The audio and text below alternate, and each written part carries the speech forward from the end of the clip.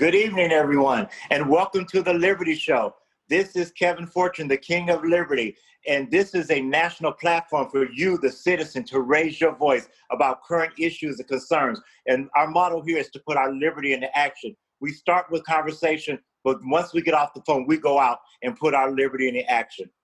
The playwright William Shakespeare said the famous quote, "to be or not to be." But tonight on the Liberty Show, we ask the question, to defund or not defund? Should we defend the police or defund the police? That is the question for tonight. And we have a wonderful lineup of guests and speakers tonight, so we're going to get started. But first, before we do, we want to have a special shout out to our main man, Damon Kennedy. He's not on tonight because this is his birthday weekend. And Damon was one of the founders of this show and a great man of liberty. So Damon, happy birthday to you. Now let's go down to the Sunshine State, to my favorite Republican, the most awesome conservative I know, Mr. David in Florida, Fort Lauderdale. David, you're on the Liberty Show. Good evening. Now, we're in the world of hurt right now in the sense that we have a bunch of radical children that want to take the nation or their cities hostage. And since when does a household survive by letting the youngsters call the shots? They're running roughshod over the taxpayer. They think they know best. They may have some good ideas, but they're not trying to build anything. And why are we continually to give them voice? They're begging for a showdown. At what point do they get it? What point do they get what they really want? Defunding the police is not it. If I wanted to defund something, it'd be the DA out in Portland. It would be the politicians that need to be defunded. This is a crying shame when you, as a taxpayer, are trying to raise a family or protect a business and you can't get the service you want because we have some spoiled children partying out all night in the middle, just trying to see what kind of havoc they're raising. It's not rational at all. Interesting. So let me ask you, David, a lot of this came from after the George Floyd killing and, just other issues that's been building up for years and years. So do you think that there is some substance to people's wanting to defend the police? Do you understand their anger, their bitterness, their hurt, their resentment, the disappointment? No, I think at the beginning there were a group that wanted to wake up people and say, what are you doing? But they've done that, and now this cause is killed. Is this in honor of George Floyd? I don't think so. So you think they've gone way too far overboard and too much? Of course they have. Okay. The kid that did the roundhouse kick to somebody, look at his rap sheet. The things that he's done. These aren't law-abiding citizens in the least bit. They are not peaceful. Point well taken. Well, thank you, Dave. You always get us off to a good start, and I'm sure there's going to be several, maybe some people agree or conflicting views, so stay on with us. Okay, next, who do we have on the Liberty Show? Hey, Kevin, it's Charlie. How are you? I'm sorry. Hey, Charlie. Dave. I just wanted to I'm sorry, was it David that we were just speaking with? Yes. I'm sorry. Yes. I sometimes think, though, I think there are people out there that are trying to protest in a very positive way. And I think when you were speaking of those that are, I guess, somewhat of the bad seeds that are thrown in with some good apples, but you're making it seem like the entire group is, just a bunch of youth running amok. And I don't think that is the case. And I think it's unfair to do that, to just, lump everybody into one bucket. And sometimes also, when you're talking about the youth and, why should their voices technically be heard? But I think that their voices need to be heard.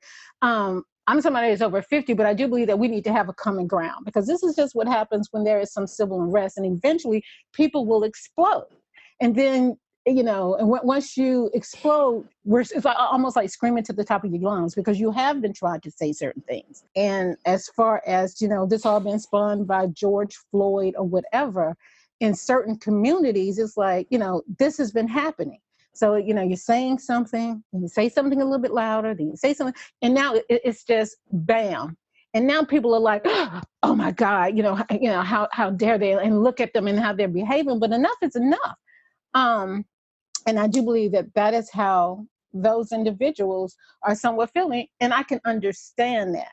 I don't believe in all of the hurting people and things of that nature that's been taking place. But that doesn't necessarily mean that those that are out there doing the right thing should also be just looked as a bad seed in general. So that's what I want to say.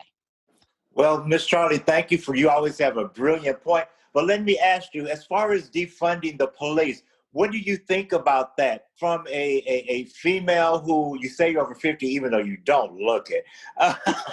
Thank you, Kevin. But no, seriously, because, you brought up a good point, and I'm a little older too, that we've gone through this so much. Right. And we have, a lot of these people, like George Floyd was just the impetus of a lot of stuff, like you said, that's been building up with the police, especially with people of color or even the poor. I like what David did say about defunding the politicians. Like, let's defund the whole government. I mean, our government has failed the people, and they're continuing to fail. So I'm like you. I'm a pacifist, or I guess a pacifist, but I'm for peace, and I'm radical, but I'm not for a lot of the violence, whatever. But I do understand that we're dealing with human beings. And when you have murdered people, tortured people, mistreated people, what can you expect? So can you comment on that? What about defunding the police? What do you think? It comes with mixed emotions for me. Like in a perfect world, I understand the reason for policing and why it would be needed in a perfect world. If everything was just level, like if you steal something, your finger get cut off, and that's across the board, I can probably go with that. Okay. However, when you have there is such injustices that have been done in Black and brown communities that the police, and they want to say, oh my God, I was in fear for my life. How so when you're the one that has the baton, when you're the one that has the gun, when you're the one that's being more ruthless really than anybody else? I'm not quite sure. There's a part of me that agrees with defunding it as far as putting those resources or those money towards other resources, especially like having psychologists or things of that nature that can be on call for help those with the mental illnesses. I was also reading, it was more of a reason, I guess, why not to. And it was a reason that was given by the Equal Justice Initiative. And if I'm not mistaken, I believe that's Brian Stevenson's initiative from the book Just Mercy, the Attorney. I'm not quite sure how familiar you guys are with him.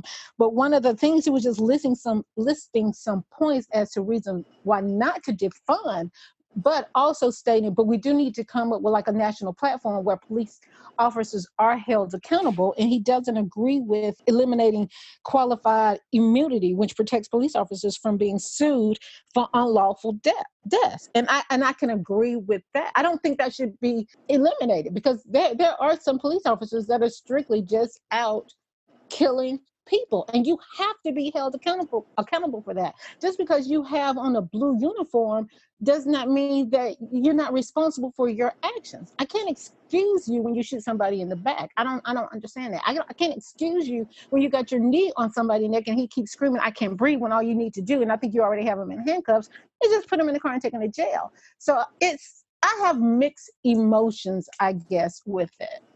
But I do believe that some of those funds, yes, need to be going towards other resources. I want to say other training, but it's very difficult to change somebody's mindset. And that's the one thing that needs to be trained. You can train them on everything, how to shoot a gun, how to whatever, handcuff or whatever they go through in police academy. But if your mindset is stating that most Black people out there are almost like your enemy or you're fearful of them, then you're going to keep doing what you're doing. So that's just my take on it. Great. Thanks, Kevin, for letting me speak. Yeah, you're always welcome. And I wanted to piggyback on that. When people say defund, they're not actually, most of them are, some actually are talking about abolishing the police. They want to actually, like you said, reallocate resources. Now, we're going to talk about that in much depth later on, especially with Tim. He does our policy here. Because, just taking money out of one failed program and putting it into another failed program is not always the answer. I do agree that we do need to deal with the homeless issue, the mental health issue, with the drug addiction issue. But we have all of these programs going on right now, and they fail. So anyway, we're going to go on. Ed's next, and then after Ed, we're going to have our next anchor, Adam. So go ahead, Ed. You're on the Liberty Show. Hello. All right. So I wanted to kind of jump in with my own radical idea, because I basically am sort of everything I say. I feel like there's a team red, team blue thing going on here. And I want to throw that narrative out the window, because first off, I don't like the way things are structured. I feel like we've kind of danced around an unspoken truth that the inner city has been like an urban reservation. What can you explain that? What do you mean by that? Means that I feel like the inner cities are essentially government-funded reservations for the poor, just like a Native American reservation in the West, or at least structured. So then the next thing is that they're usually run by Democrats, these big cities. And so then they have their army of mercenary cops who just don't live in the neighborhood. And yeah, so it's like a lot of the cops who work in the cities kind of do view the people who live there similar to the way that they would view people that they would be patrolling if they were in the military in Vietnam or in Iraq or in Afghanistan. And so that's really toxic and unhealthy. So my real radical point is I almost kind of want to go back to elected sheriffs and just the community policing itself. Now, as for the rioters, I'm almost kind of in agreement with David a little bit that I don't think it's been acceptable the minute they started tearing stuff up, because that was tearing up the businesses of the people who lived there. And again, a lot of those rioters weren't even black. A lot of them were white kids who, were kind of appropriating the whole thing. And But let me ask you a question here. So is it acceptable, though, when the government is tearing up stuff, when they had the Atlanta riots and white people were burning down and when they destroyed Black Wall Street, or when we go to another country and drop bombs and destroy their hospitals, schools, that's okay, though. But when our people do it, it's wrong. I didn't say, well, I don't know who your people are, because, I mean, I'm not trying to say that you and I are different people, but no, I don't think any of that stuff's right. Why would I think any of that stuff that you just mentioned was right? Well, because that's what I'm saying, that we've seen it on the other side. People destroy Black communities, the ghettos. A lot of these were created. Government, the government bombs Vietnam or bombs Iraq or destroys all those communities over there. No, none of that's right. Okay. I just wanted to clarify that, because sometimes we want to act like we're this innocent nation and we're not. No, I'm merely, it does not sit well with me, the white kids that come from privilege that are using this as a chance to riot for their own personal amusement. Because I don't think it's the actual inhabitants of the neighborhood that are rioting themselves. I think these people largely come from the outside. Thank you so much, Ed, for being on the Liberty Show. Next, we're going to go to one of our next keynote speaker anchors, and that is Mr. Adam from down in Texas. Adam, welcome. You're on the Liberty Show. Thank you, gentlemen. It's good to be with you all. I appreciate the invitation, and I appreciate the comments that I've already heard. I feel like we're actually thankfully getting into some pretty good issues here on this topic, and to use some of the things that have already been said, or just play off those a little bit into this conversation. I think it's appropriate to say that that this should not probably be pushed into a binary debate, defund or defend the police. It's not really a choice like that, where it's polar opposites, mutually exclusive, if you want to say it that way. Also, I think a lot of us we're tired of getting pushed into corners, and regardless of where we fall on the political spectrum, we're so polarized from each other, it's hard to even have conversations anymore. But what I really want to do is back up a little bit and look at a bigger picture, because I don't think we're going to have any constructive way to move forward until we kind of understand a little better how we got here in the first place. And the way that I see that is a divergence.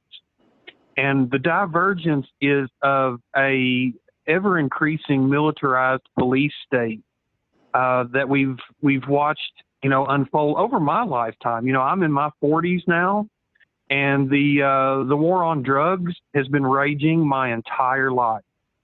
And I have been, for the last several years, I've said that the war on drugs is nothing but a hot shooting war being waged against the American people by our own government. And there are casualties and fatalities. And then in 2001, after 9/11, those of us who are old enough, we were adults when that happened, and we were watching that unfold. And in the wake of 9/11, this country completely lost any objectivities whatsoever about the police. We watched them run into these towers, and we talked about how brave that they were, and they were. They were our heroes that day, a lot of them. But I think the pendulum swung so far in that direction that ever since then, our country is just basically given blind license to everything and anything that the police and this Orwellian surveillance state or anything that we want to do in way of the quote-unquote war on terror, and we've just given license to all of it. And so in the wake of that, we've militarized the police, both with equipment and with training, so they even train like they're in some kind of special operations force. Now, I also happen to be a combat veteran of the war in Afghanistan. I was over there 15 months with the 173rd Airborne in the Kunar province. My deployment, my battalion had our deployment covered in the production called Restrepo, and the sequel to that, Korngal, was about our deployment over there in 2008. And if you want to do some research for yourself, you can go on Google and look at this. The amount of corruption in the police force in Afghanistan was absolutely horrid. And it's been well documented for many years now, ever since before we were there, but even since our military has been there. And so I've seen firsthand, and, I don't want to take up too much time here, but I could go on and on and on and tell you about how I've seen firsthand how when you give the police state an inch, it takes more than a mile every step of the way. And so I think what we have right now is we have a police state that has been amped up on the war on drugs and then given another shot of adrenaline by the war on terror. And now it's just this horribly top-heavy, violent, brutal police state where we have even prosecutors, that are forcing people into these crazy plea deals, filling up our prisons. So now we have mass incarceration. And then the intersection that I mentioned comes from the other side of this, where there is systemic racism in American politics and in American government since the very beginning. And it's played out in different ways through time. For anybody that wants kind of a primer on understanding this, you can watch this movie on Netflix called 13. It'll kind of give you a little bit of the history of how we got to where we are right now. So now let's bring all that where the systemic racism and the brutal, violent police state intersect. And now we see a situation where, it's been obvious to many of us that's been paying attention for years now, that it's almost like it's open game on young black men for any police officers that want to engage in just lynching them in the streets. And what happens is you have qualified immunity that allows the police to get away with it. And it's not just the qualified immunity, but they also have the unions that stand behind them. And because they work, obviously within local government, they usually know the judges, they know the lawyers in town, they know the DA's office, they know the defense, teams in town. They know all these people already, and they're probably in buddies with whoever. And so it's like a good old boys club. And the Thin Blue Line is it's a really big gang, and they've got a lot of special protections. And what it boils down to for me, is I don't think the protests that we see in the wake of the George Floyd thing, of his killing, I can't discredit these protests in any way, shape, or form. In fact, I think they're long overdue. Actually, back when Eric Garner was killed, I expected this. I think that the patient long suffering of the poor and minorities, and especially the Black community in the United States, has been, that's it. It's been patient and long suffering. And, I think, the American people in general, we've had every right to rebel for a long time now. Yeah. Let me ask you a question, Adam. Go ahead. Not to cut you off. I'm going to let you finish. But, first, I want to make a comment. It's funny you mentioned the war on drugs and the war on terror. Really, it's a war on people. And I think that's one thing you're bringing out. Yeah. These are just don't get me started. It's just lies. There's no war on drugs. It's a war on people. But I want to ask you, you're a Caucasian man, a Southerner. It's funny, we had dinner with some people recently, and there was a white gentleman that felt, you mentioned the systemic racism, and they're like, they don't see that. They don't see this racism in America. They don't think that Trump's racist. They don't think that the government's biased or the police are racist. What do you think of that? Can you comment on that? Well, yeah, sure. I mean, again, I think it speaks back to the polarization that we have right now, and the fact that most people in the country seem to be pretty comfortable just living within their own echo chambers. And so, that's really not anything that you can fix with government or anything like that. It's just kind of a cultural problem where we have to, for me, like I had a recent limited series podcast that I just did. And one of the things that I encourage people to do is to get out of your echo chamber. And, like my whole life, I've been the type of person to read media or watch media from all different ends of the political spectrum. So, if it's like I said, back in the day, before we really had a lot of internet stuff going on, like in the 80s and 90s, I was reading Time Magazine, Newsweek, U.S. News and World Report, Mother Jones, New Republic, Weekly Standard, Foreign Affairs. There's all these different anyway. So we've gotten to a point now where everybody's just in their own echo chamber. And so I don't know. That's the other thing, right?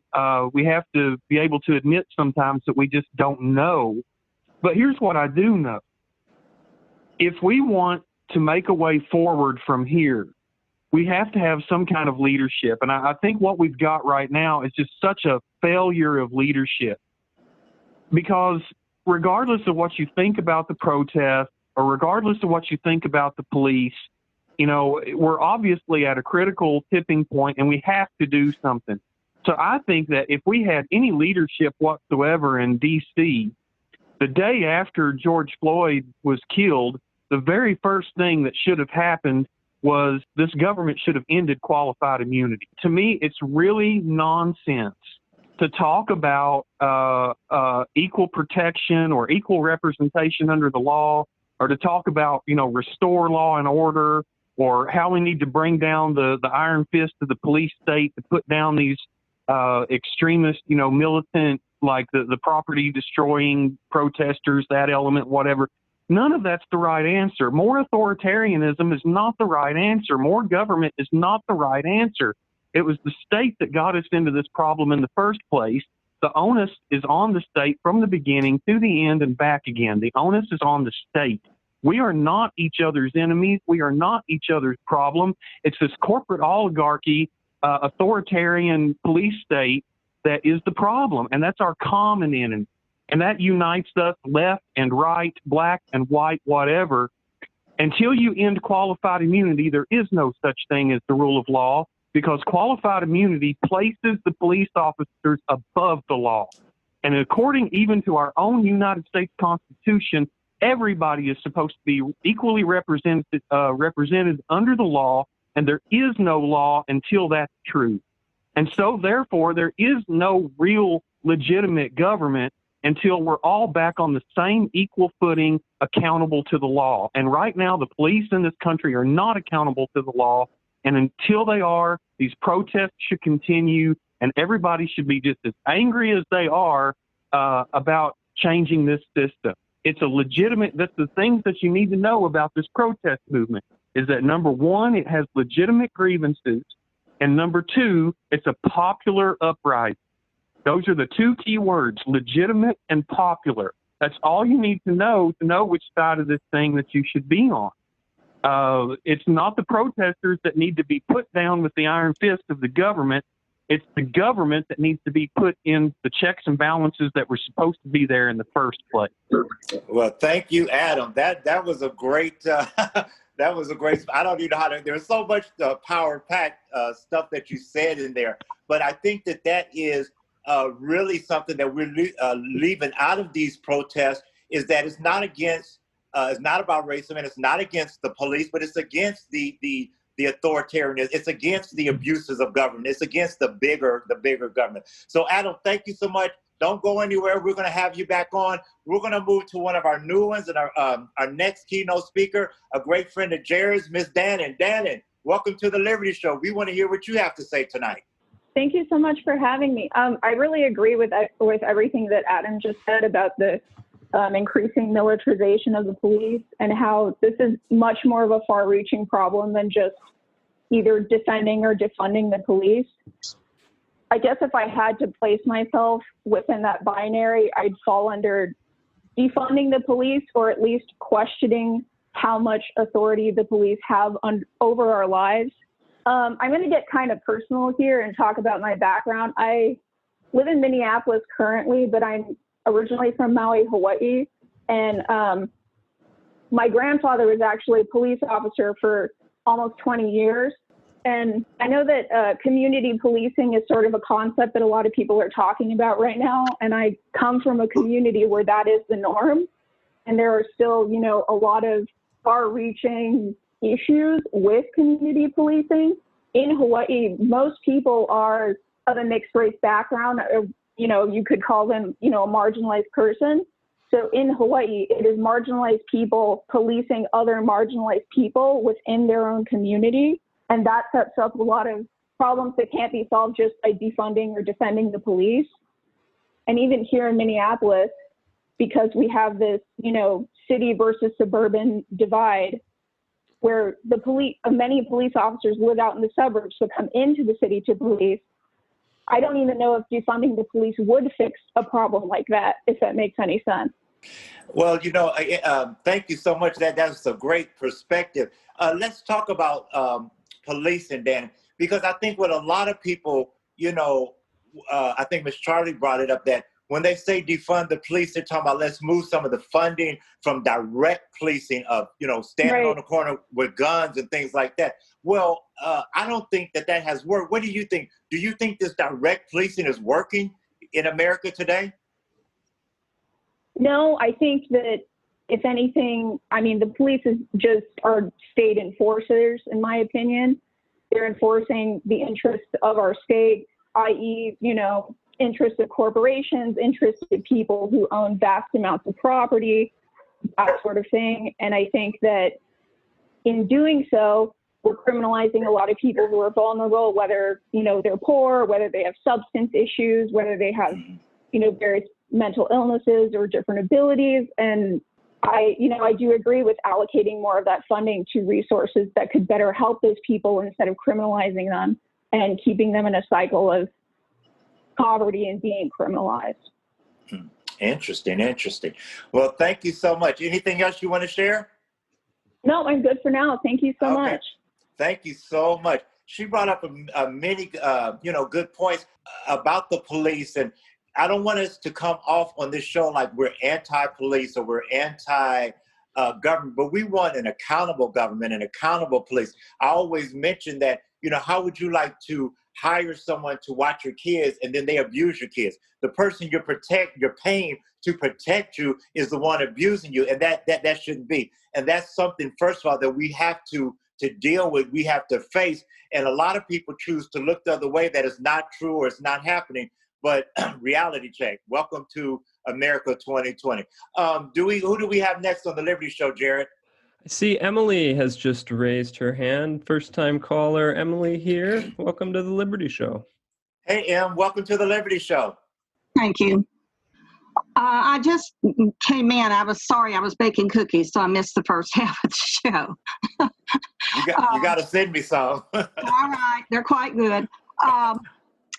I'm coming in on the back end of this, but I don't agree with defunding the police. I feel like there are a lot of good policemen out there, as in any occupation. There are good and bad. There's good doctors, there's bad doctors, there's good cops, there's bad cops. There's good teachers, there's bad teachers. I don't approve of what happened to George Floyd by any means, but I think we're overreacting. I just think it's fine to defund police until you need one for your family, and then it's too late. That's just my opinion. Let me ask you, where are you calling from? What city and state? I'm from Texas. Oh, you're from Texas? Okay. I thought I heard a slight Texas accent. Yes, No. you do. Okay, but let me ask you a question. You said call the police when you need them, but what happens when, like, I'm from Chicago, near Chicago, when you call the police and they don't come to protect you, or they do come to protect you, but they end up harming you? And I'm not bringing just race, because I know a lot of people of non-color, white people that also have had issues, especially younger people. So what do you think of that? So have I. My family has had problems with the law. I've also had family in law enforcement. I see both sides of that story. I think the biggest thing you've got going is if you don't have money to hire a lawyer, you're in trouble. But that's not the police's fault. And I think our courts are failing the police in that they're doing their job, but the courts are not holding people accountable. Okay. Well, great point. Anything else you want to add while you're on the Liberty Show? No, that's it. I might jump in later. Okay, great. I want to jump in with what she just kind of said, and I kind of agreed with something, and it made me think of something. Is that I feel like police are kind of the lower end, muscle end enforcers of the will of the rich corporations and politicians. So I guess the one thing that I don't like about even though I support the accountability, what I don't like about the anti-police is that you're going after the people who are policing on behalf of an over-politicized, like too many laws, too many lawyers, too many politicians. So it's like you're just blaming the lower end people who are enforcing the stuff for the powerful people. So that's the one kind of disagreement I have with the anti-police stuff. Does that make sense? Yes, great point. And that's what I think Adam and a lot of us were saying tonight, that the big picture is our big government and wanting to get even bigger and rule people and dictate and monopolize, but they are using sometimes the police, to carry out their agendas. And these are all great points, because we're going to have to deal with all of this. I agree. It's not as simple as defund or defend, but we have to start somewhere, and at least we're dealing with it. We've got to start with talk, but we also have to do what? Put our liberty into action. We've got to go past just talking about it and really start to hold police accountable. I want to stop and just take time to remind you, you're on the Liberty Show with Kevin Fortune, and make sure you like this video, hit the like button, and subscribe. We need subscribers. Subscribe so that you'll never miss another episode. Now, next, we're going to go, Louis. I haven't heard from you lately. What do you want to say? Welcome, Louis. You're on the Liberty Show. So because the protests over George Floyd's murder started in Minneapolis, obviously, I've kind of been closely following them, and I've attended them many times now over the course of the past 2 months. Something I've increasingly come to the conclusion of while researching sort of the history of the police as a centralized institution in America is that the phrase, you've all heard the phrase ACAB, like all cops are bastards.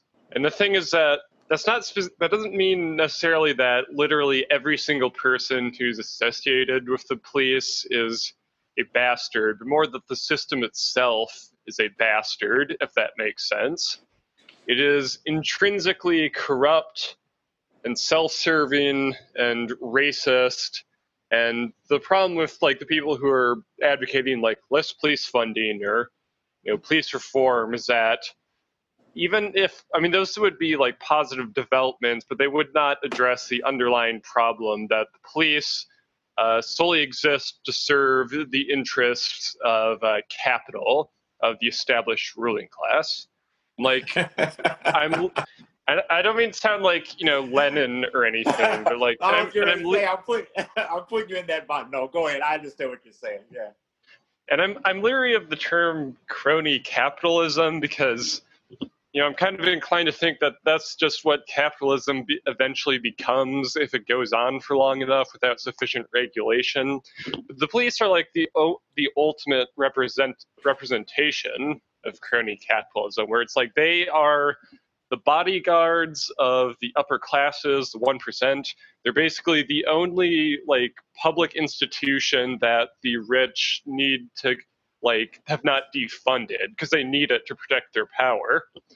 And it's like, if you go back to in like 300 years ago in American history, like all the way back to pre-revolutionary times, the police as we know it essentially they have their origins in sort of like the pre-revolutionary, like kind of militias that settlers would form to defend like their colonies from like Indian raids, basically, as well as the patrols that would be formed to catch runaway slaves and or even like to like quell slave uprisings, like when people like Nat Turner led rebellions. And as into the 1800s, as abolition picked up steam in mainstream politics, and eventually the Civil War happened and slavery was repealed. And Kevin, this is something that I kind of discovered while doing a bit of research into the white abolitionist subject that we discussed earlier. Yes. Is that these like slave patrols and kind of Indian like self-defense militias, they basically were kind of morphed into being like the first centralized police forces after the Civil War. Because before that, we had like sort of like community watch organizations who would not just be like, policing communities, but would do a variety of like community roles, like, lighting street lamps and sort of, acting as firefighters as well. It's more multi-purpose. And with the abolition of slavery and the introduction of like, this huge new pool of like free black laborers, and this was at the same time that socialism was kind of becoming a prominent ideology, and that during the industrial revolution, like workers were starting to like unionize and like form their own like groups to market for their interests. At this time, it's the ruling classes of America and as well as European countries needed to form some kind of like centralized defense force to like crack down on not just these insurgent labor unions, but also newly freed black, like cheap laborers.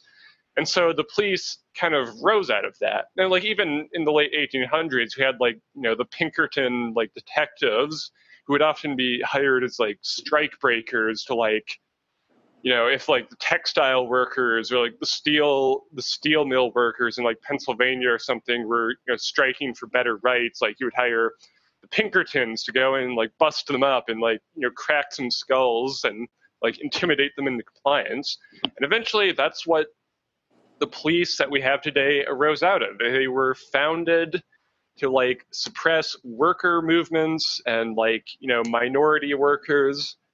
But what the system we have today is basically the end result of that sort of history of being like a centralized militaristic force like that is entirely designed, and its main purpose is to suppress the underclasses, just suppress like workers at the behest of wealthy, crony capitalists, as some people say. So yeah, there can be no police reform. It's not possible.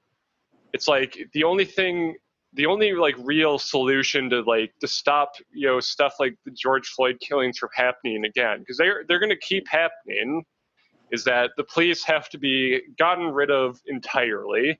We need to find some new method to enforce the law, like perhaps by founding some kind of community self-defense, like volunteer like organizations, rather than like these hyper militarized, hyper violent police forces.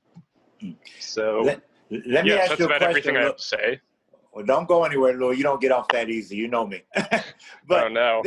It was you made two good points. Well, one, I had to make a great point that, I love your history. You're a history major, and even going back when you were talking about the militias defending against the Indians. Well, first of all, if they hadn't invaded the Indians' land, they shouldn't be defending themselves. How are you going to? That's not self-defense when you're on my land. But no, it's not self-defense. It's like invasion. Right. And then even with the slaves, if they didn't have them as slaves, they wouldn't have to go. I just had to bring that point out, because we have put, as America, I'm just, agreeing with you, we put ourselves in most of these predicaments. If we didn't have all of this asinine, idiotic, discriminatory, bias, not only, racist and just gender discriminatory, homophobic society, we wouldn't have a lot of these problems. But, so also, what do you think that we could do to help? I don't say I don't agree with you. I understand your political philosophy, but is it all the rich? Because I've got friends who are rich, but the police don't respect them or supporting them, especially if they're people of color. Well, what do you think about that? Well, when I say the rich, I more mean like, the 1%, like the really rich, like not just like a small business owner. I mean, like, somebody like Jeff Bezos or, Elon Musk, both of whom are union busting pieces of shit who are like determined to like treat their workers as horribly as possible, like in the interest of increasing their profit margins. Like that's sort of the class that the police as an institution exists to protect. Like, I mean, small business owners, like, if you're slightly higher up in the social hierarchy, you don't get it as bad as like, the lower classes, but it's like you are not part of the elite, like the people who run society, if that makes sense. Interesting. Well, great point, Louis, as normal. Stay around. We might have another question for you. I want to throw out this question to anyone that wants to respond before we get off the air. And that is that, defunding the police, we've all alluded to, is reallocating funds and resources. But to me, a lot of these programs, they're already not working. We have programs for gangs. We have programs for drugs, and it's just not working. More social welfare programs, more throwing money at mental illness. We've got mental hospitals. We've got mental programs now, but it's not working. So what do you guys think is the answer? So should we just throw more money into a hole with the bag? Those programs, they don't work as effectively as they otherwise could because they don't get enough funding.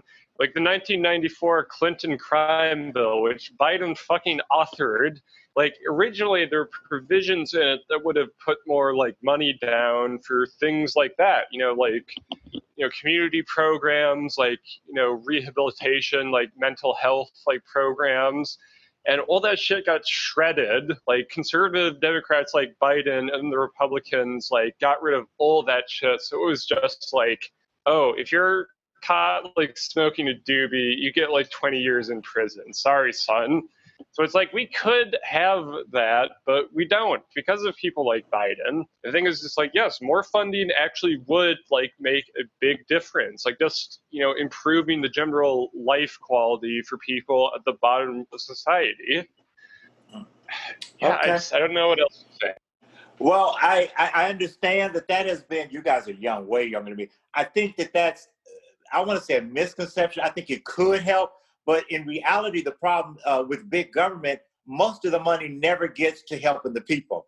I am totally for dealing with the people to you know, putting the money into programs to reach people, mental health, addiction problems. But a lot of it actually goes to going to conferences, police cars or government vehicles. It goes to computers. It goes to, so much not to actually help the people. And once again, it's the bigger problem of the government and our Hey, what system. Kevin's saying now is kind of perfect, because that's kind of how I feel about it, because it's like the way I kind of view Democrats or the left in general is that there's a couple of wealthy people at the top and then there's a big mob at the bottom. So Democrats like to ask for money from the government for this big mob of people, and then there's a couple of handlers, people like Hillary Clinton and all them, and all that money that used for the government program is for the connected administrative bureaucrats to get nice cars and like go on sales conferences and go on vacation. And fancy offices, leather furniture. Offices, hotels. Yeah, I know what you mean, Louis. But anyway, the neolibs or whatever you want to call them. But yeah, that's what they always do with it. But yeah, so, they're warlords or banana republic types. Okay, we want to go to who's next on the Liberty Show, Jared? Yes, good evening. I did listen to all y'all tonight, but my view is from Philadelphia, Pennsylvania.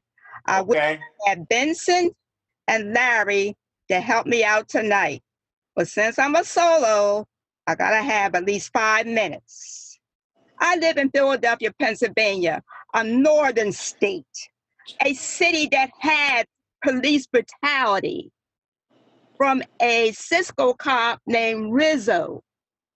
And through the death of the guy who died, the statue was finally removed. In Pennsylvania, the system, which is our state government, has failed. They will rather arrest people who cannot post bond and incarcerate them. What we want in November is defund the police force because they're too unionized. Yes, they live in the suburbs, but work in the city. They don't live in the city like I do 24/7 and see the blight and the drug dealers and those that are strung out on drugs. Yes, we did have skid row bums, but now they're the drug dealers, the descendant of the skid row people. Also, because our education statewide is underfunded, they rather fund the prisons, keep the crime off all communities through the entire state, not just Philadelphia. There's a central Pennsylvania and a western Pennsylvania, and it's a Republican state. Thank you. Well, thank you, Jackie. She finally spoke up. When she speaks more, she gets powerful. Jackie brought out a great point. I'm also from up north, and I think that sometimes we think that being up north is just this pillars of democracy, but it is, I tell you, the racism, the discrimination, not just race, but against the poor and the less fortunate is really, really great. I think a lot of people have alluded to people on drugs, the mentally ill. I call it people for the disabled. They are also treated so poorly. Actually, statistically, more than blacks, disabled people are killed by police. More, it's just unbelievable. Some of the people that are autistic, have intellectual disabilities, whatever, that don't even understand when the police say stop or halt or whatever's going on, and they don't even hesitate to use extreme force on that. So that was a really great point. And I like what she said, that our society, our government, our too big government would rather fund prisons than we would anything else. Because they own the prisons, they own the stock in the prisons, the corporate, and they're just making money. Now we have the military industrial complex. Now we have the penitentiary industrial complex. So that was really a great point, Miss Jackie. So who's next, Jared? I see Emily's had her hand up for a while. I'd love to let her chime back in again. Oh, welcome, I'm sorry, Emily. Okay, no, not a problem. I think me coming from Texas and growing up, I'm a 71-year-old female, white female. Growing up in the country all my life, living in small towns, I don't face what probably many of you are facing. And I guess that's what one of my questions is why does the problem seem to be so predominant in these large cities? Great point, Emily. Great point. I mean, because someone made a comment that blacks are not seen as Americans. I disagree with that. In my town, I believe they are. I have friends that are black, friends that are brown. I just don't see this in my neighborhood, I guess. Okay, so some other questions that I have are, when did the police militarization policies begin and why? Was that in the 80s or 90s due to the increasement of the drugs and the gangs? What made that happen? Okay. This is Adam. I've got an answer for that. Okay, I know. Can I finish my question, or do we want to take one? I have an answer for that too, by the way. Emily, let them answer those, and then you can answer your next one. Okay, don't go anywhere. Sounds good. Okay, go ahead, Adam and Ed. I think it had something to do with our economy changing from a hardware economy to a software economy. And I think as the jobs got outsourced, you had you sort of had all these working class people that were black, brown, and white that did not fit in the software economy. And I think a lot of them got addicted to drugs after the outsourcing from the 70s, 80s, and 90s. And a lot of these just working class communities, white, black, and brown, kind of just broke up, and they just started throwing a lot of the dudes in prison. Because, I mean, there's this subculture is massive in the United States. So that's my opinion. Go ahead, Adam. Actually, yeah, I would enjoy being able to maybe check out a couple links and educate myself on what Ed's talking about, because that interests me. And then I'll just throw in a quick nugget. I think you can find the YouTube video, but there's a book called Tyranny Comes Home by the author Christopher Coyne. I believe the last name is actually spelled Coyne. And it gives a kind of a detailed, or I guess more of an overview history coming from the Philippines when we first started trying to kind of colonize these other countries. As our republic grew and we started to colonize these other countries, there became these constitutional questions for the first time of how do we treat an occupied country. When we occupy somebody militarily, do we give them constitutional rights? Do we, put them up under some kind of, military rule for a while they how do we do this? And there's a history that comes from the Philippines. When we first started trying to answer these questions, they were a constitutional crisis back then as well. And over time, we've come to a point now where those same crises that come all the way from the beginning of even pre-revolutionary times, when we were trying to figure things out with other legal systems and forms of justice, we've struggled with this same thing from the very beginning. And what I'm really concerned about, and again, I don't want to take up too much time, but I think this is something very important that I want all my fellow Americans to understand right now. This is not about a guy. I mean, I am a libertarian, right? But it's not about being a libertarian. It's not about being a former Republican. It's not about being a Democrat or conservative or, revolutionary, whatever you want to call it, patriot, anything. It's that, look, I'm your fellow American. I happen to be white and this and that or whatever. It's not about me being a veteran either. But what I want to tell my country right now is that I've seen how bad this shit gets. And it's the very hand of government, the same government that has been doing this to other countries around the world throughout our lifetimes and lifetimes before ours, our parents and our grandparents. They've done this to other countries over and over and over again, and they're doing it to fucking us right now. And what they're doing is they're taking a situation where you have the American people have a legitimate grievance. We have many legitimate grievances, and we have a popular uprising right now. And whether we get this Republican Fuhrer Trumpolini back in the White House for another 4 years, or police state Joe Biden, either way, the media and everybody else is going to try to turn this country and against the protest movement and let it be put down with the iron fist of this government. The war on terror is coming home, and we've got to wake up and see it before it gets too bad, before they divide us too much and do the same thing to us that we watched them do in Afghanistan in our name, that we watched them do in Iraq in our name, that we watched them do in all these other countries in our name. Anti-war left and anti-war right, my God, raise the fuck up. We have to be anti-war for civil war as well. We cannot let this government polarize us as Americans so much that we do something stupid right here on our own country, because not one of us, not a nary goddamn one of us, will be happy with the outcome. I fucking guarantee you. We will all feel the pain, the suffering, the heartache, the grief. Every man, woman, and child in this country will feel it before it's over with, and we can't let them do it to us. We've watched them do it too much. We have to come together at the grassroots and not let them divide us like that. Don't let them put down this protest movement with the iron fist.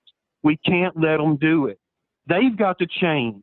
The American people are not the ones that need to conform right now. DC needs to conform, and they're about to try to turn DC against the American people, and the American people against the protest movement. And we can't let them do that. Everybody needs to remember right now, legitimate and popular. Legitimate and popular. And don't let them turn that narrative until we get the kind of solutions that we really need. We have to end qualified immunity. We have to end these no-knock raids, these no-knock warrants. We have to bust up these police unions. You know, we have to stop these mandatory minimums. My God, every Republican and Democrat and Libertarian and Independent and everybody else out there with any damn sense knows that we should have ended this war on drugs a long damn time ago. And it's the only thing standing in the way is DC. And we're just going to let them give us more of the same. No, I'm not playing that game anymore. I'm not playing that game anymore. I'm not going to be a part of a government that puts down my fellow American people who have legitimate grievances. It's not going to happen, folks. It's not going to happen. So there's where I am, gentlemen. And you know what? I guess the old preacher in me just came out again. I apologize for taking up so much time. Well, thank you, Adam. Getting back to Emily, you brought up some really good questions, and I want to comment one thing Emily said and Adam said. Adam said he's a white person and he gets along, and Emily said in her community. But guys, reality check, that doesn't happen everywhere. I've got lots of white, probably more than black friends. But, everyone is just not as wonderful as you, Emily. And this is something, that we have to realize. And it hurts me because I grew up in a real Christian, holy roly family. And I thought, Christianity is about love. But I live in the Deep South, and the people that preach love the most are the worst ones.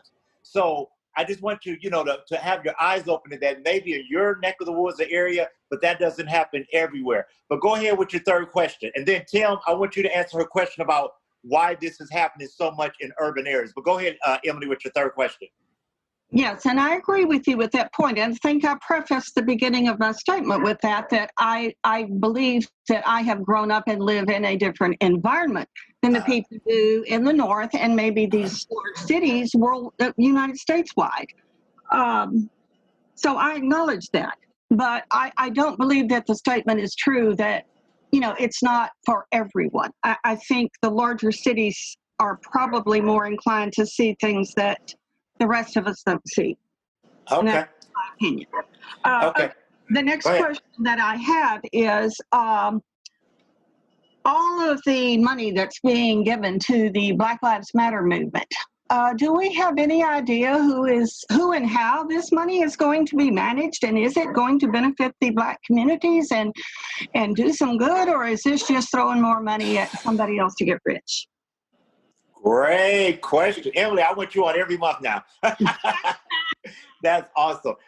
Tim and Jared, would you respond to those two questions about the Black Lives Money and about why this is happening in urban cities more? Tim and Jared. Sure, I can give a little bit of a response first.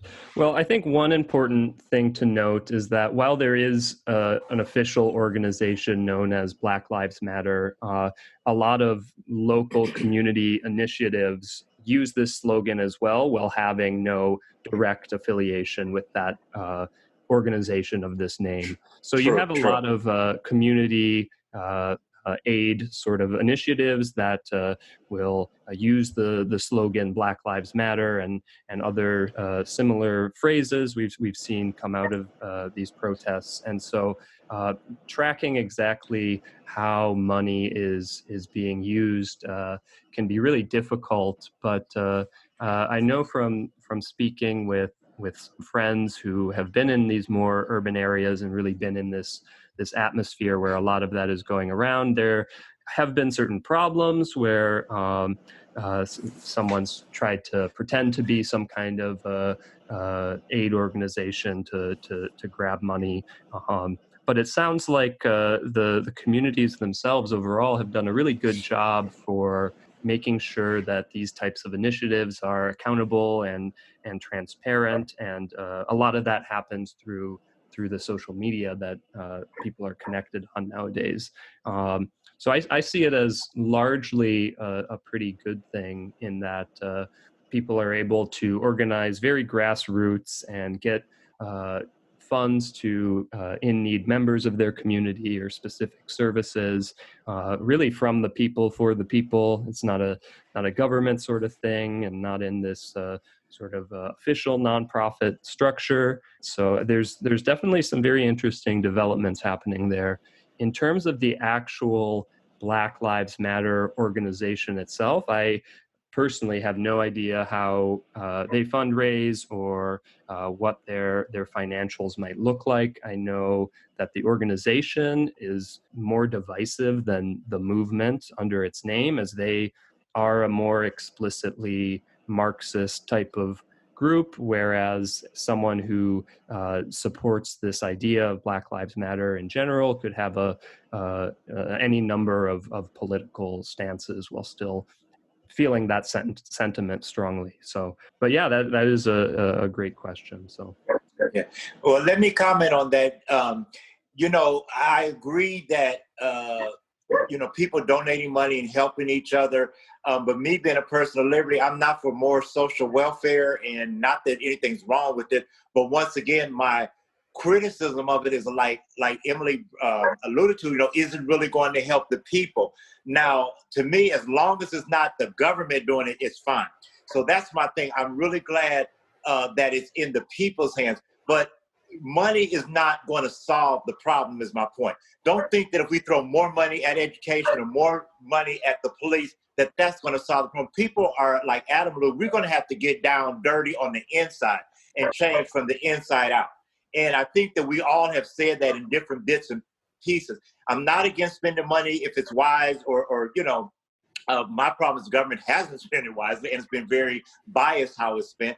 But it's going to take more than just money. It's going to, if you're a racist or homophobic, or you look down upon the poor or disabled, just because we throw money at you, but if those demons, those spirits, that ugliness is deep inside of you, it's still there. So let's go to Tim. Tim, will you answer Emily's question? Why is so much of this done in the urban areas and the bigger cities? You're back on the Liberty Show.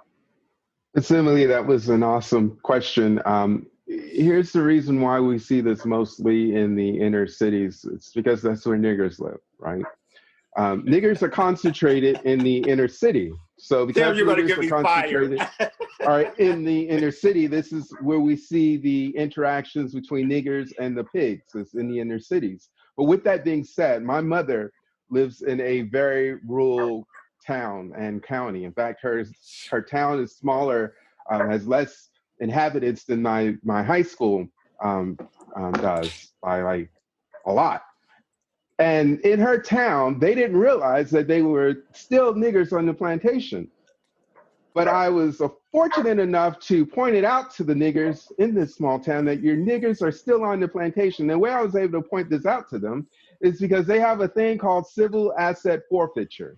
And the way civil asset forfeiture works is if you're poor, specifically if you're poor and black or poor and brown, and even if you're poor and white, the state, the government, the pigs, the police have the ability to jack you, to steal from you, to take from you, even though you haven't done anything wrong. And even if you have done anything wrong, you haven't been found in a court of law to be guilty of whatever it is you're accused of.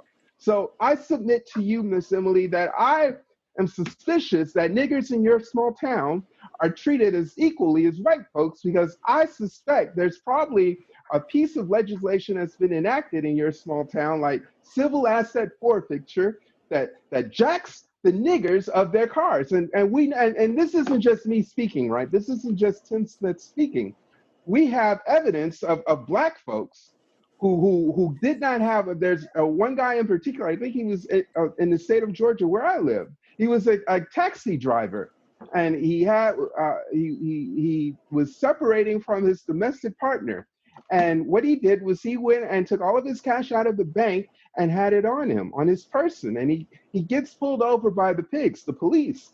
And the pigs, they jack him for his money because they stated, well, why is a nigger walking around, driving around in his taxi with $4,500 or whatever the figure was, dollars in his pocket? Well, the man had his money because he no longer wanted to share a joint account with his partner. So yes, even in your small town in Texas, I believe niggers are still on the plantation. But even if they aren't on the plantation in your small town, niggers in the big city are still on the plantation, because this is how the police sees us. We have these laws that are quote unquote supposed to combat crime, combat the drug problem. So we've said, well, we're going to steal, we're going to take from the drug dealers, and we're going to jack them for their cars. Niggers who don't have money, and again, this isn't my own personal opinion, black folks, brown folks, poor white people. So this is even affecting poor white people. Now I know this for a fact because I'm an advocate for poor white folks in rural communities. We see this, blacks, brown, poor whites who can't, and this is the thing, when the state, when the government, when the pigs jack you for your car because they say, oh, well, you're suspected of being a drug dealer. They have no proof that you're a drug dealer. And even if they have proof, you still haven't been found in a court of law to be a drug dealer. They jack you for your car, and then they know that it's cost prohibitive for you as an individual to get to hire a lawyer to sue them. So they know they're going to keep your $4,000 dunk. That's the only mode of transportation that you have to get to work, because it costs you, the individual, the black individual, the brown individual, the poor white individual, $6,000 for an attorney. I'm no mathematician, but I know that, hey, why in the hell am I going to pay $6,000, $5,000 for an attorney at a minimum when the car is only worth $4,000? So yes, let's look at civil asset forfeiture in Texas. And I know in Georgia, it's wrecked the lives of black, brown, and poor white folks for years. Great point, Tim. And he brought out a really good point that a lot of these injustices, which I've been saying, is not just against blacks. It's not just the poor working class citizens. I think a lot of us have alluded to the fact that if you're not the upper epsilon, I have a friend in the Liberty Movement. His son was abused by the police. The guy works for a luxury car dealership, and at dealerships you get to bring the cars home. Well, he brought home like a Lexus, Mercedes, or a Rolls Royce, something fancy, and he had his son just run down the street to the grocery store. Well, the police stopped his son because they didn't understand why this little 16-year-old white boy, but he had his pants drooped down, looking urban. Why would he have this car? So they just assumed, and they not only assumed, but prejudged, convicted him in their minds that he was a drug dealer. And when they could not find drugs in his car or any kind of evidence, they began to beat him and broke 3 of his ribs. So it is not just always this racist thing, even though we do have evidence that a lot of times people of color, it is greater, but it's against a lot of people. There's a war against the people, and I agree with all of us that we need to stand up and change things and make a difference. I'm going to close with a short story of my own, but I'm gonna give Miss Charlie. She was the anchor tonight, the final words. But I just want to, bring that point out. What Tim was saying, that I live in a pretty much very upscale neighborhood. Matter of fact, Tim, I'm the only like there's 300 townhouses here. Exactly. I've been to your home. And exactly. when I got off the bus and was walking, when I just moved in here, the police pulled up behind me and stopped me and told me to put my hand. I'm like, what? Like, first they said, well, what are you doing over here? And I'm like, what do you mean? He said, well, do you work here? I said, no. He was like, well, why are you here? And I was like, I live here. And he was like, you can't live here. And I'm like, what do you mean you can't live here?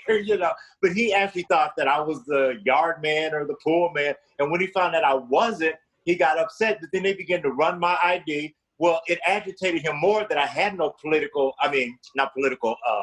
record. You've never been arrested by police? No. Why? For what? You've never been, you don't have a warrant. You don't have one, So it is real. Now, I'm not saying it's like that for everyone, but some of these situations are real. And like everyone is saying, there is no one solution to it, but the way we have been doing it is not working. More big government, just throwing more social welfare money at things that are failing. I'm all for funding successful, productive, even creative ideals. But doing the same thing over and over is the definition of insanity. But we thank you so much for being on the Liberty Show. Remember to like us. Remember to hit subscribe. And Miss Charlie, you have the final say so. Oh, Kevin, I can't believe you just put me on the spot. I didn't know I was going to have the final word. But tonight. May I interject a quick word while you figure it out? Go ahead, Adam. You can go ahead and close it out. But I just want to say it was a very great show. Loved everybody's comments. I love the fact that Miss Emily did ask questions, even though, like she stated, she lived in a time period or she lives in a community that doesn't necessarily see what most of us or some of us have witnessed, because there's some things that I haven't witnessed either. I guess as a Black person coming from a small town. But anyway, with all that being said, it was a great show. Wonderful hearing from everybody. And speaking with everybody, and I hope you have a wonderful night. But go ahead, Adam, with your last comment. No, I really didn't want to take the last word from you. I just did want to say, I think it's appropriate before it's over. I just want to say, Black Lives Matter, and there are many things that we have in common. And when we can figure out what those things are when we say their names: Jose Guarena, Breonna Taylor, George Floyd, Eric Garner, Freddie Gray, Tamir Rice, Ryan Whitaker, Kelly Thomas, and Duncan Lemp, and on and on and on. That's all I have to say. Thank you. Well, thank you guys. Once again, a wonderful show. My name is Kevin Fortune, the King of Liberty. You've been listening to the Liberty Show. Our producer is Jared Morningstar. Our director is Jared Morningstar. Technical director, lighting, choreographer is Jared Morningstar.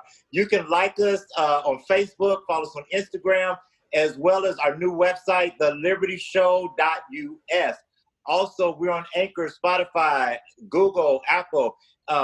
Stay in contact with us. We love to hear from you. Or leave a comment on this on YouTube if you would like if you have a show idea or something you want to talk about. Thanks a lot. And guys, go out and change America. Put your liberty into action.